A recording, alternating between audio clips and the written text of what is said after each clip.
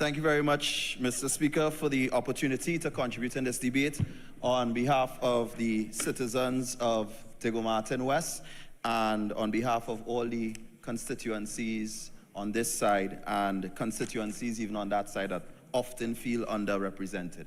Let me begin by dealing with a few things the previous speaker touched on. He mentioned the PNM is dead and the Balize is dead. Well, let me tell you something, my brother, from Tobago West. Anywhere you go in Trinidad and Tobago, you will see the Balize. You cut it, you chop it, you burn it, it will always grow back. So we may be on this side today, but tomorrow be guaranteed that the PNM will come back and lead this country to where it needs to be. He also mentioned pressure in the pipes now. This is under figurehead 15, just so I reference the right part of the supplementation. Under figurehead 15, he mentioned pressure in the pipes. I would like you to remember that this government is in office 14 months. If there's still pressure in the pipes, you need to talk to that man up there. And also, you mentioned the residents in Castara, Moriah, Mason Hall, the village that my family roots lay in. And you said, you know, their water situation isn't any better today. Yeah, it's not any better because of the member from Couva South down there. That's why it's not better. And this is the first time in how many years those residents have decided to strike. They never had a strike before. They had a strike up to recently, and it's because of that man. And yet, you sit with an administration that comes to the parliament and asks for constant extension of SOE after SOE. And the Hotelier Association in Tobago is telling you the SOE is negatively affecting the income from tourism, and you stand by this current administration. So much so that the chairman of your party, TPP, needed to stand up and say, no, it is just a professional arrangement.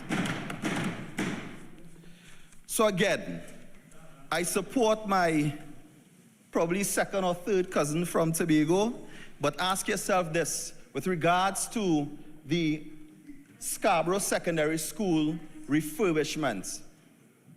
You sit with the UNC government, ask yourself, who are the contractors? Who is going to benefit from this construction of Scarborough Secondary School? Is it really going to benefit the Tobago economy?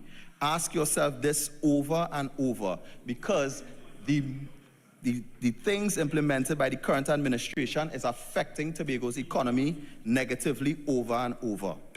I move to figurehead 65. I'll just touch on this very briefly.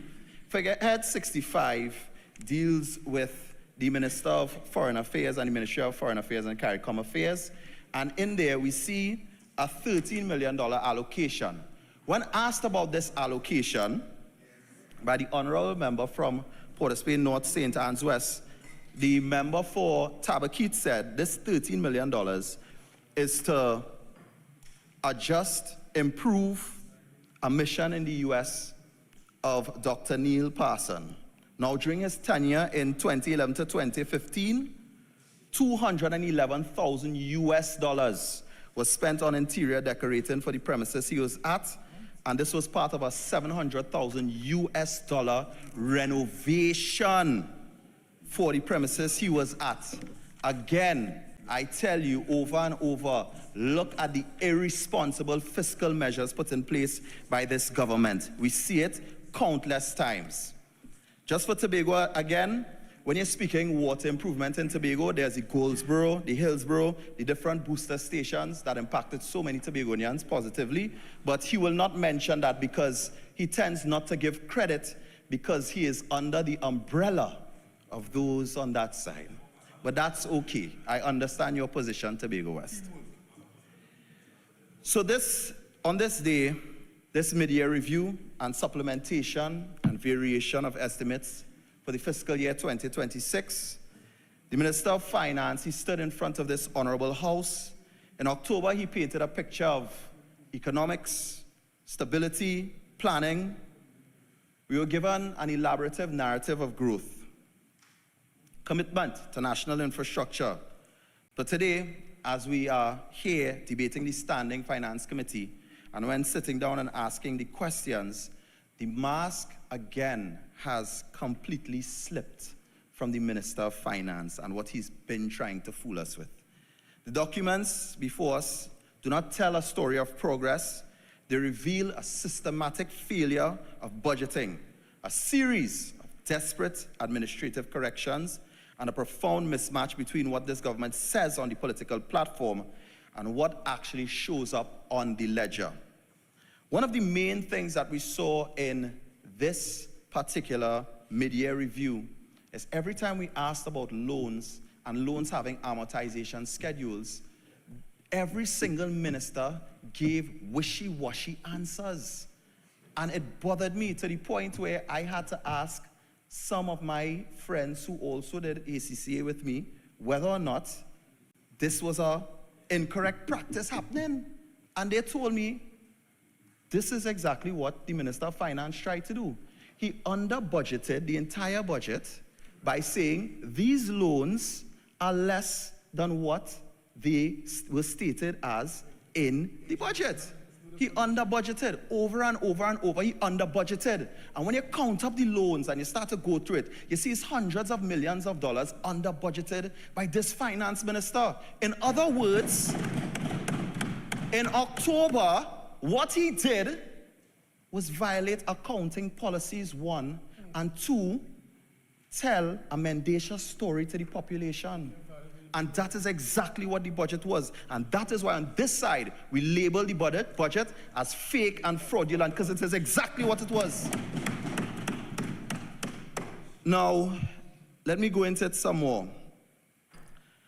When we look at it, are we approving new, genuine development, or are we simply regularizing under-budgeted obligations, hidden liabilities, and delayed execution?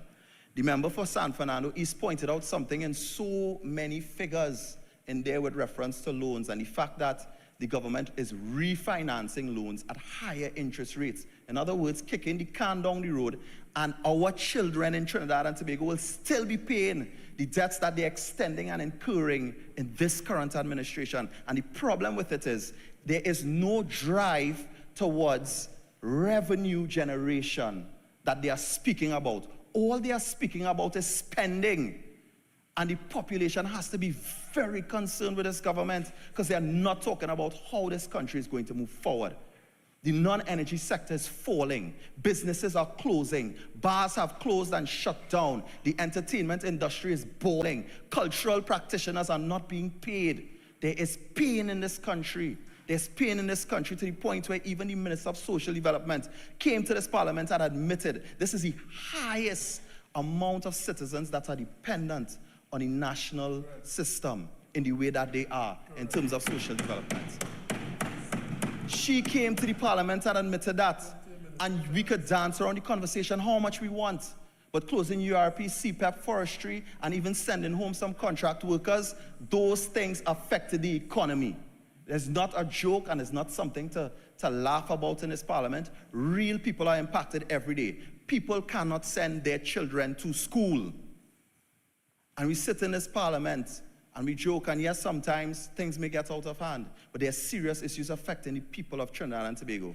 The Minister of Education added to his allocation the increase of school feeding and book grants. It is because more people are reliant on these things, because it's difficult out there. As my friend who was in the gallery earlier would say, why is the country so hard? That is the question people are asking. Why is it so hard? And when I look at in the cultural industry and the entertainment industry, which I spent so many years of my life being part of, we are being asked under Head 86 to approve a massive mid-year increase that pushes the allocation for the ministry from an original $436.36 million to $485.64. On the surface, 49.28, roughly 11.3%. It looks like a windfall for our national heritage, our artists, and our communities. The government will beat its chest. They will say they are pouring into the cultural sector. Mr. Speaker, we have receipts. If you turn directly to the line items under subhead 04, current transfers to subsidies, item 11, transfers to state enterprises, the truth is laid in black and white. Every single element in terms of these loans, interest payment on TT, $200 million 4-year loan, revised upward by 4.11 million. Principal payment on that same 200 million loan, revised upward by staggering 25 million. Interest payment on a TT 100 million 2-year loan, revised upward by 143,000. Principal payment on 100 million 2-year loan, revised upward by $12.5 million. A lot of these allocations were allocations that were supposed to be made to NCC, and obviously, these are loans. We know what an amortization schedule for a loan looks like, and it was just the Minister of Finance again understating over and over and over. One of the reasons why we felt no need to ask the Minister of Culture any questions is because we knew, one, she would not be able to answer the questions, and two, looking at it, the figures tell an actual story. The story of this is, it is not a proactive investment in cultural production. This is not money going to our frontline cultural programming. Our steel bands are begging for money. They have not been paid since Carnival. Our local calypsonians, our community festivals, our youth training programs, not funded. Again, people have been waiting for money since Carnival, and this is not the big money contractors. It is the small man on the ground who needs that $1,000 to buy food and to send his children to school. That is who those amounts are affecting that are unpaid. But the big contractors from Flavor Village and other things, yeah, them sort out. And again, this is what the Minister of Culture and Community Development is doing. There's nothing inherently wrong with servicing state debt, but these are fixed, predictable loan obligations that we're dealing with. Why are all these things under-budgeted over and over in this current budget? Why did we have to come back here and beg the way we did? This brings to question, what is the wider economic policy in terms of generation? How do we generate income from the cultural sector, from the entertainment sector? This is not the conversation we are having today at all. All we are doing is asking for more money to spend. How are we making more money and generating money as a country? There were talks of a carnival city. There were talks of improving cultural festivals. And none of these talks are happening at all from the Minister of Culture. All we are seeing is, again, coming to the Parliament and asking for more money. I want to look at a particular item. Now, when we look at the figureheads under the Ministry of Culture and Community Development, we actually see in Best Village, traveling and subsistence being asked for a bigger allocation. We are a mere few weeks away from when Best Village is supposed to be happening, when Best Village is supposed to be active. Yet staff in the Ministry of Culture and Community Development do not know what is going on with the Prime Minister's Best Village competition. A competition that has been around since the days of Eric Williams. A competition that has produced many cultural performers in Trinidad and Tobago. Yet, there is no word of the competition, and members of staff at the ministry say they do not know what is going on. All they are being told is that the minister and her people will be handling Best Village. That, my friends, is a very, very dangerous precedent. And it's a very dangerous scenario for the cultural product and the culture and community of Trinidad and Tobago. When we talk about community centers, again, many community centers are open. La Hoqueta, Cocorit, and others throughout Trinidad and Tobago. And yes, member for Tuna Puna, a community center is a center for the community. I'd rather you do that than blow in our bag. Now, other than that, the member for Barataria Sawa, he came to the Parliament to bust files. But in busting files, he bust his own members' files. Because he came here to talk about the Mova pool.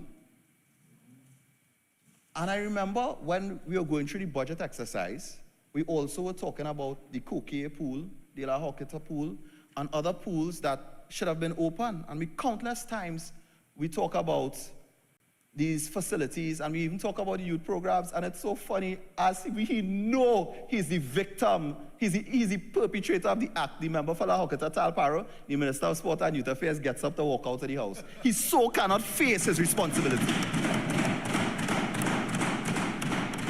Because again, you know, Mr. Speaker, I love, like you, I'm a fan of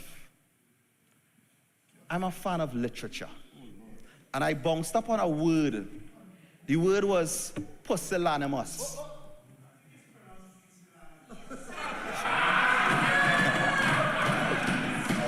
Well, either way, Mr. Speaker. Either way, Mr. Speaker. Pusillanimous. Huh?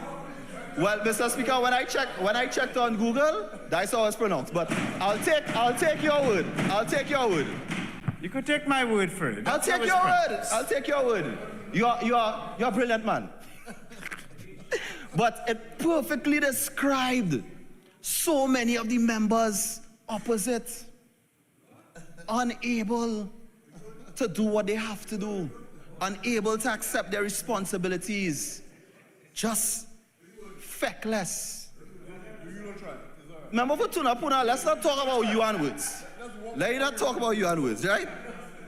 Also, Mr. Speaker, again, my drive in this conversation today has to do a lot with fiscal responsibility and revenue generation. As much as we look at the figures here, there are also the other part of it, which is revenue generation. We came to the Parliament during the budget and we spoke about sport tourism. The Minister of Tourism, Trade and Industry, when asked about sport tourism, he said we had big plans. No, he said we had big dreams. Those were his words, we have big dreams.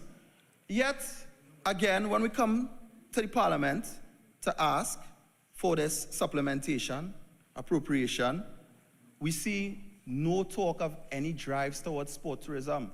We actually, even in a World Cup season where the World Cup matches aren't available for the average citizen to see on free-to-air television. And that is something that is an anomaly. It's never happened before. Now, looking at sport and culture a little further,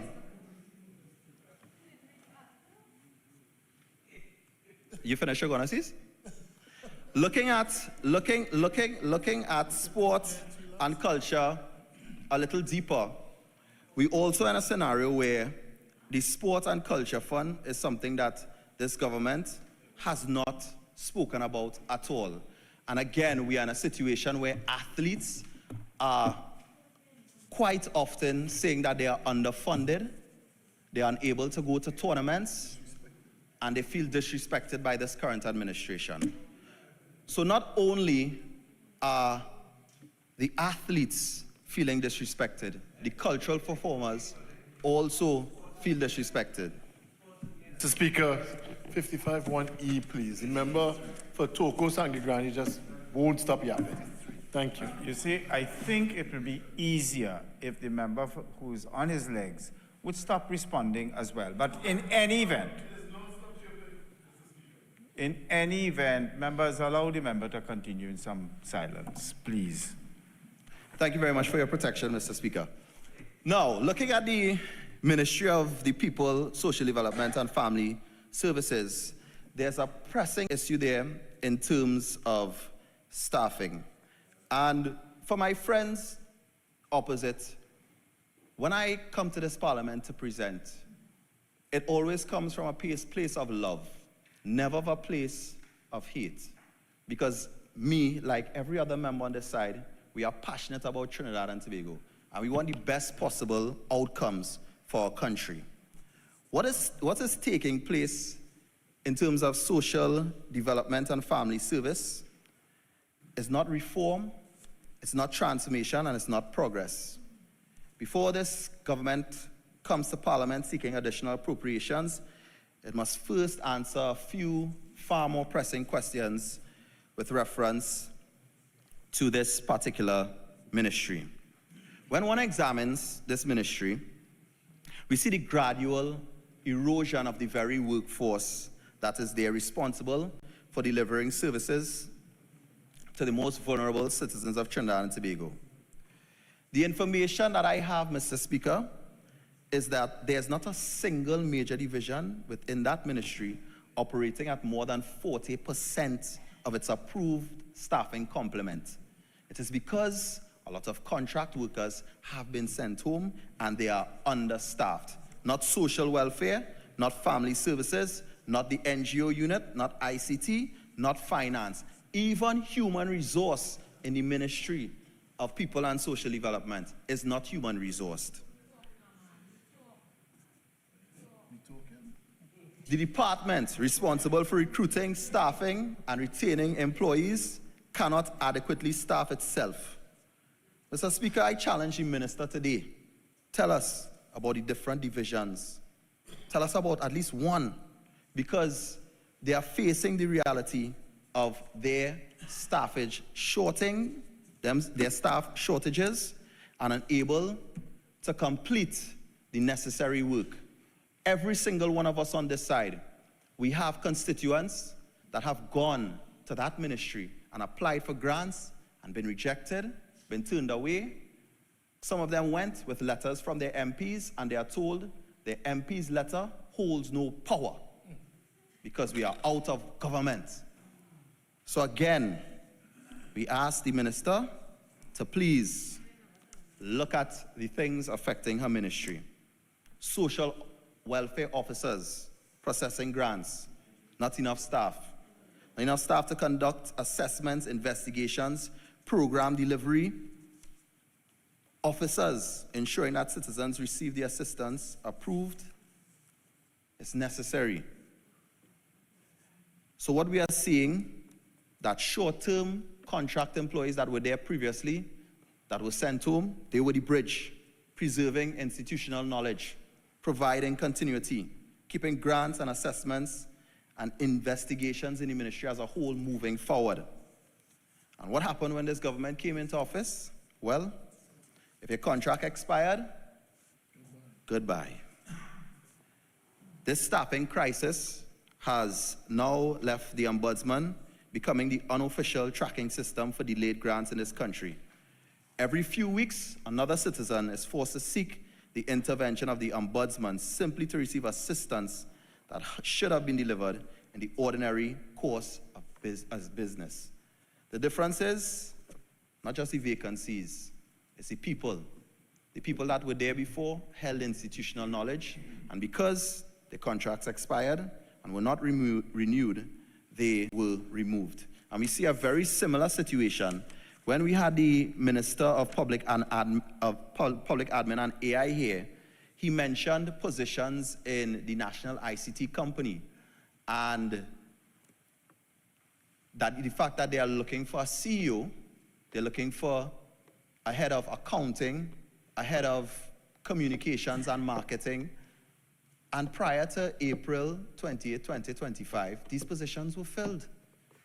These positions were filled by professionals. However, the minister and those on the other side in wanting to ensure that friends, family, finances, all are employed in these institutions, did not renew any of those contracts. So again, in public admin and AI, they're suffering from the same problem that the Ministry of People and Social Development is also suffering from.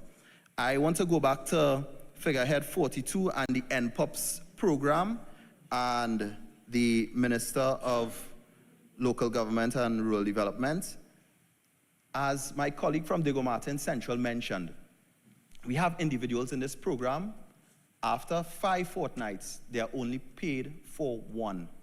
These people continue to work because they know there's little to no opportunities in other ways in the market, so they continue to work. Yet, them working without getting paid, it is akin to slavery.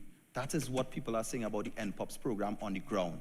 And I urge this government to get in contact with the ground and understand what is happening and run away from that hubris. The other issue I want to touch on is Best Village. Again, I want to say and ask the Minister of Culture and Community Development to take a close look at Best Village. Use the the knowledge of the staff that is already there, that has carried this program through the years to be an institution that has given us many of the great performers in Trinidad and Tobago. Mr. Speaker, again, looking at this supplementation and appropriation in the mid-year review, we ask the Finance Minister in the future to please be honest with the people of Trinidad and Tobago. Please do not under-budget the figures. And with those few words, Mr. Speaker, I thank you and the people of Diego Martin West.